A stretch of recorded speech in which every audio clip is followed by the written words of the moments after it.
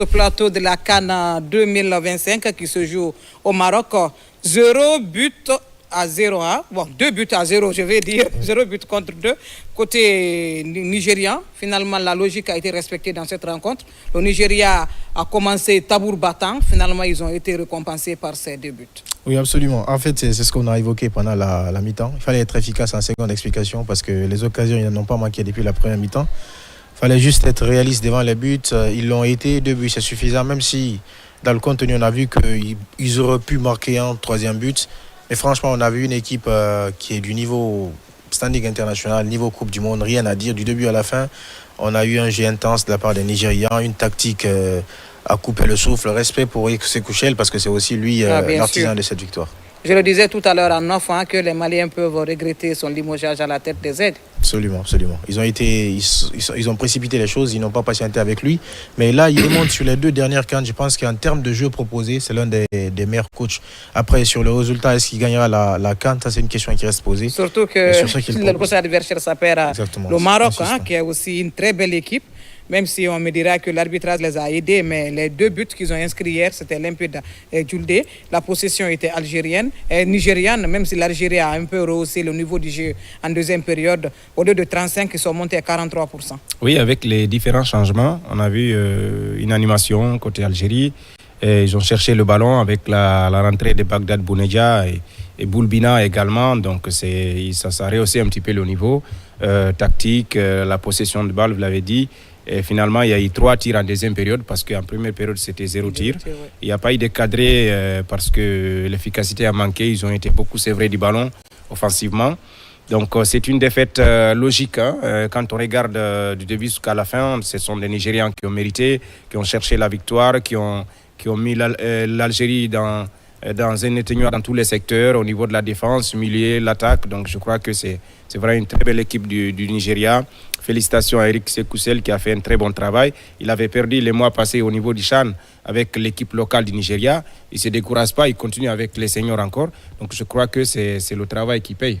Voilà, c'est le travail qui paye. Est-ce que ce soir, on va dire que la déception côté algérien, c'est Riyad Mahrez? Oui.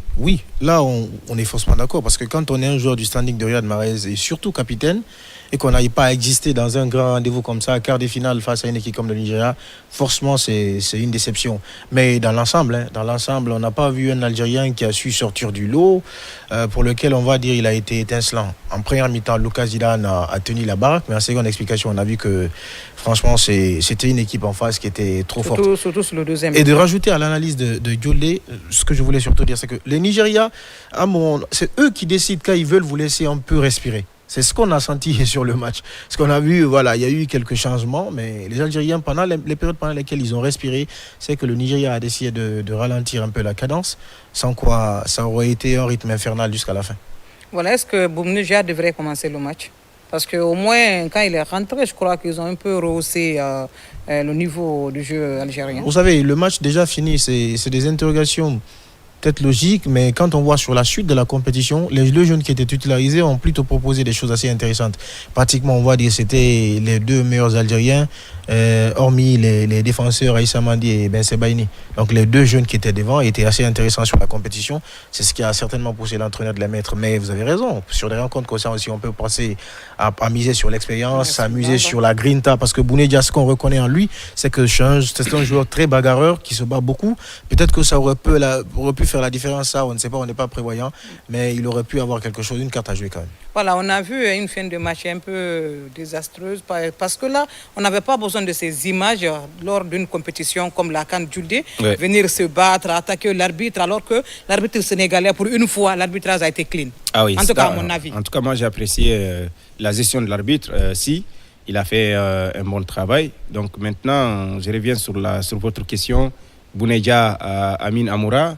Je crois que quand vous prenez le niveau du championnat aussi, ça compte beaucoup, même si quand vous regardez le parcours de Bagdad Bounedjah, surtout l'année à laquelle ils ont été champions, il était vraiment bien plus que ça, même si c'est un attaquant qui a la corpulence de Zlatan Ibrahimovic, il a la force, il tombe quand il veut. Donc je crois que c'est le choix du coach. Il a préféré Amoura depuis le début de la CAN. Bagdad Bounedjah vient toujours en deuxième période. Mais je crois que ce qui s'est passé, on peut dire que le Nigeria a été plus fort sur toute la ligne. Le Nigeria a été plus fort. C'est vraiment une équipe du Nigeria qui est en train de croquer cette compétition à belles dents. Voilà, à regarder le Nigeria sur toutes les compétitions. C'était leur 5e match aujourd'hui, si je me trompe. Ils vont jouer le 6e match en demi-finale. Sur ces qualifiés, ils vont jouer les 7 matchs au complet. Et pour vous, Hamid, vous avez vraiment suivi cette équipe, parce que je le sens. Est-ce qu'ils ont quelque chose à améliorer avant d'aller en demi-finale? Je pense que ce qu'ils ont amélioré, c'est ce qu'ils ont justement amélioré au fil de la compétition. On parlait avant ce match de la défense. La défense, certes, c'était assez ronflant devant, mais ils encaissaient des buts derrière. Aujourd'hui, face à une équipe d'Algérie, non seulement ils n'ont pas concédé de buts, mais ils n'ont pratiquement pas concédé d'occasion. Parce que sur toute la rencontre, je ne me souviens même pas d'un tir algérien. Donc ça, c'est une maîtrise défensive qui est assez intéressante. Aucun tir cadré. Exactement. Dans les 90 Donc on sait que les petits couacs, ça existait niveau défensif, mais là, ils ont réussi à corriger ça. Maintenant, face au Maroc, on sait que ça va monter un petit peu en niveau. Il va falloir rééditer le même exploit, défensivement que ça reste hermétique, et devant qu'on améliore un peu plus l'efficacité. Parce que quand on voit quand même, on va dire, Akor Adams, c'est 2 occasions nettes de but. S'il les mettait au fond du filet, ça allait finir à 4. J'ai dit à Djouldé, dès que le Nigeria a ouvert le score, j'ai dit l'Algérie va couler si le Nigeria reste réaliste. Ils ont eu les occasions derrière, ils n'en ont pas mis tout au fond. Je pense qu'il n'y a pas grand-chose, si ce n'est en défense. Et ça, ils ont commencé déjà. La même question pour vous, Djouldé. Avant Maroc et Nigeria, qu'est-ce qu'il faut corriger côté nigérien? Côté Nigeria, il y a un petit souci pour moi, parce que Ndidi ne va pas jouer. Il a le cumul de cartons.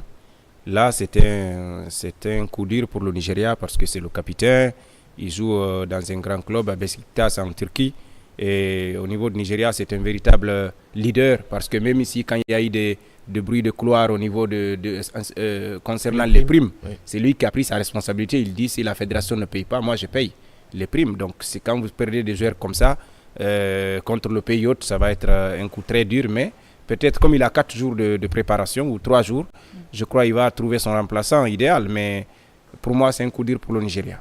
Un très coup dur pour le Nigeria, et le Maroc qui a également le vent en poupe, qui sera soutenu par son public et organiser une telle compétition. Le Maroc n'a aucun drapeau, aucune étoile sur le maillot, parce que la seule CAN qu'ils ont remportée, c'était face à la Guinée, et ça c'était façon mode championnat. Aller-retour, voilà. En 76. En 76. Depuis, oui, le Maroc n'a rien eu. Est-ce que vous croyez que ce serait facile pour le Nigeria?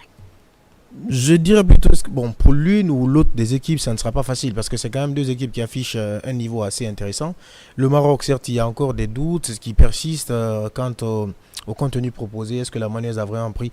Mais on sait que c'est une équipe quand même qui a de la qualité, qui peut surprendre qui peut même battre n'importe quelle équipe à la loyale.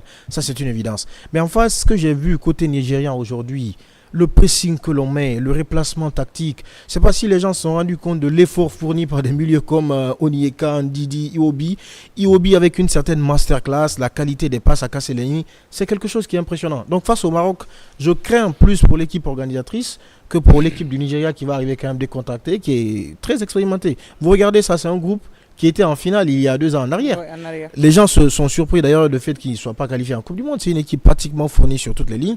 Donc je pense que face au Maroc, s'ils ne tombent pas dans l'émotion ni dans des calculs et qui rééditent les mêmes exploits comme face à l'Algérie, ça va passer pour eux. Voilà, tout à l'heure, il y aura le match Égypte-Côte d'Ivoire. Ce serait la deuxième rencontre de la journée, peut-être le dernier des quarts de finale, si je me trompe. Oui. Donc nous n'allons pas diffuser cette rencontre, mais un mot en 30 secondes, on va se quitter sur l'Égypte, Côte d'Ivoire, parce que le gagnant jouera contre le Sénégal. Ah oui, effectivement, le Sénégal attend, dans tous les cas, il y aura un bon adversaire pour le Sénégal, parce que quand on regarde la Côte d'Ivoire avec cette allure, c'est une bonne équipe qui est en confiance. L'Égypte, la même chose, même si l'Égypte n'est pas tellement en bonne santé comme les autres. Voilà. Mais je pense que c'est bon. Et un mot sur cette rencontre? Pour moi, bonne chance à la Côte d'Ivoire. Surtout, il faut avancer dès que possible. L'Égypte, on sait que c'est une équipe qui va essayer de faire durer le match.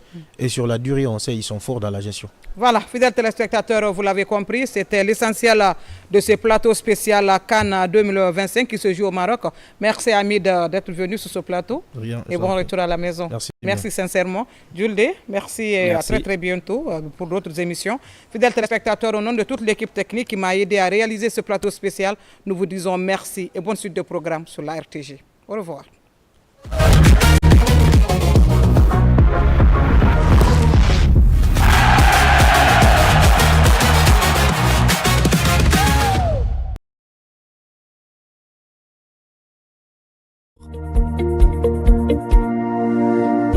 Bonsoir, je suis Bouna Silla, ministre des Mines et de la Géologie. Je vous invite à suivre l'émission L'heure du bilan sur les chaînes de la RTG pour vous présenter les acquis du secteur minier guinéen pour l'année 2025. Je vous remercie. Avis de décès. Les familles Cissé de Forêt-Caria, Cisséa, Souma, Conté,